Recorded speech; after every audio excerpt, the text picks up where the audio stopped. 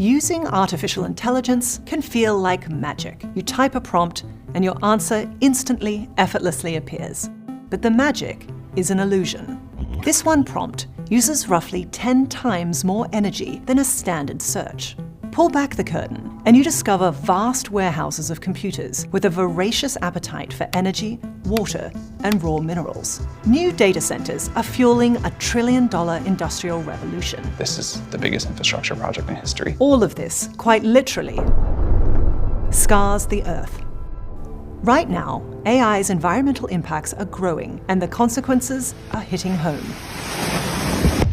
My car's gone. I'm okay, it's okay. Everything's gone. Spruce Pine is like a secret. It's a small, sleepy town in North Carolina. Very few people realize how crucial it is in the AI supply chain. I came here last fall as part of my work to map the hidden costs of artificial intelligence. I've been studying the impacts of AI for over a decade. I didn't realize it, but I was about to see those costs up close and personal. But first, let me show you what I came to see.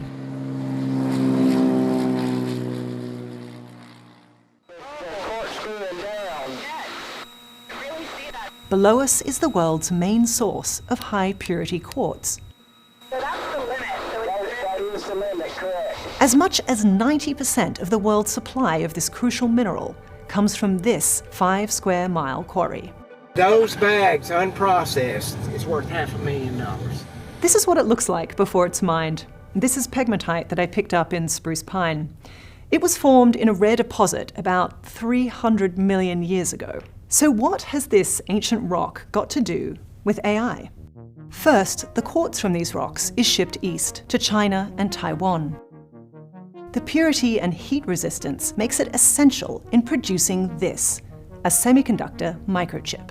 They perform the millions of calculations needed to run AI models. But to do this work, they demand vast amounts of power and water, demand that is expected to dramatically increase in the next decade. Well, we needed a building. We looked for factories that had been abandoned, but Take Elon Musk's company xAI, which boasts that it has built the world's largest AI supercomputer in South Memphis. Musk calls it Colossus. The local power grid couldn't support its energy demands, so the company set up dozens of methane gas generators, releasing nitrogen oxides and formaldehyde into the air. This historically black community was blindsided, and they're calling for fines and an investigation. Everyday people don't get a deal, but Elon Musk does. In Virginia, data centers already consume more than a quarter of the state's total electricity. People's utility bills may double in the next 7 to 10 years just to power data centers. Pollution is rising and water supplies are being stretched thin. Worldwide, data centers will soon be using as much energy as Japan and are predicted to match India's energy usage by 2030.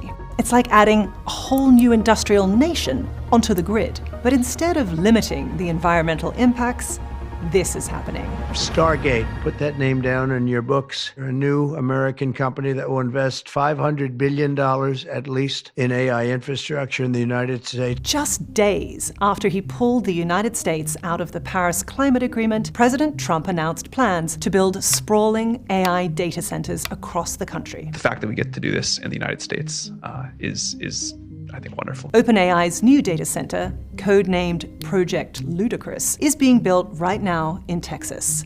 It's larger than Central Park. There are plans to construct at least 20 of these across the country. Now generative AI will compete with you for power, water, and land. It's driving up electricity bills while releasing more carbon dioxide into the atmosphere. All of this comes at a cost. We're back with more breaking news on Hurricane Helene, now a very powerful Category 4 storm. Days after I visited, Hurricane Helene slammed into Spruce Pine.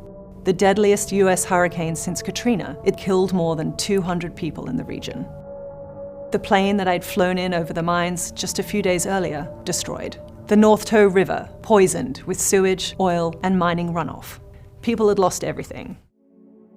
With all the focus on the rapid build-out of AI factories, what gets less attention are the real risks they pose to our environment. Of course, we can't pin one hurricane on climate change, but the science is clear. The warming planet will produce more dangerous storms, and in places that have never seen this level of severity, like Spruce Pine. This is the reality we face. Now, tech evangelists claim that AI will fix climate change in the future, but right now, AI is making the situation worse. None of this is inevitable. AI technologies could still benefit societies as a whole, or they could enrich a small cadre of interests. Washington has made its choice.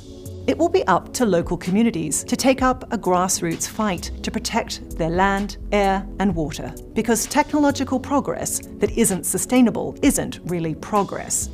It's borrowing against the future.